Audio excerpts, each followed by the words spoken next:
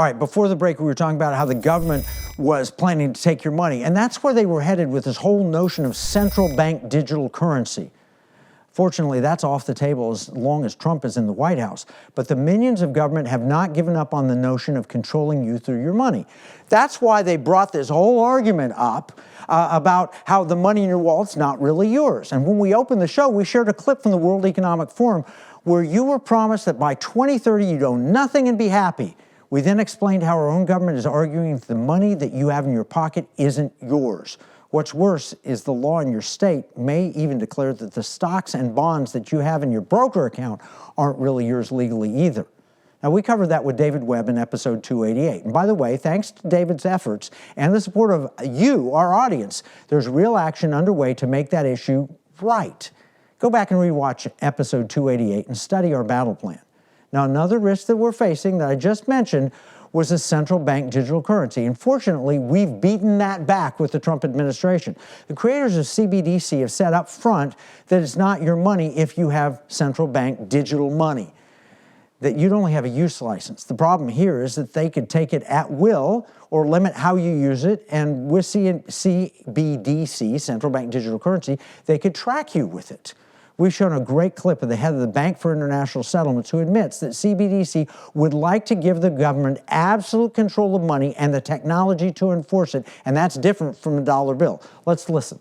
All our analysis on CBDC, in particular for the use of general use, we tend to establish the equivalence with cash, and there is a huge difference there.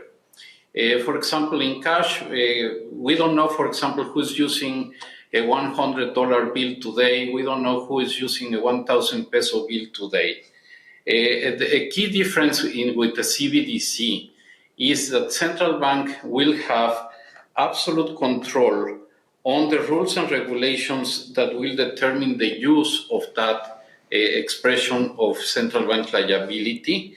And also, we will have the technology to enforce that.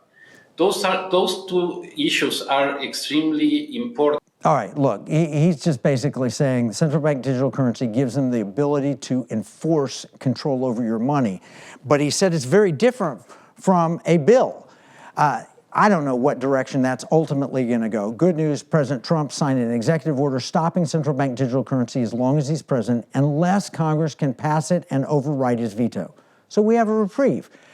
The courts have not yet confirmed the Justice Department's novel theory, screwy notion, ridiculous idea that money, even printed money, is not your property, and I'm hopeful that they will not. And perhaps the best news is that we're in process of getting states to make money that's real money, not created, but money that's real property under the Constitution, gold and silver.